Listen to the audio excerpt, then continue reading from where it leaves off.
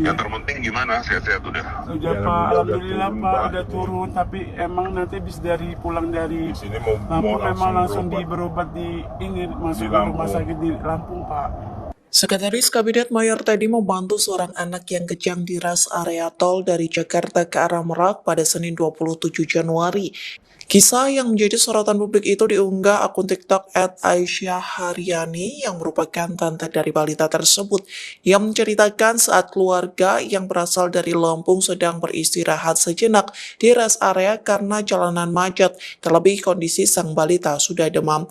Mereka pun memutuskan untuk menjalankan sholat Isya, sementara saat balita dipindahkan ke mobil lain tiba-tiba mengalami kejang. Sang keluarga hendak membawanya ke rumah sakit namun kondisi tidak memungkinkan karena macet. Lantas keluarga berinisiatif Download Tribun X sekarang, menghadirkan lokal menjadi Indonesia.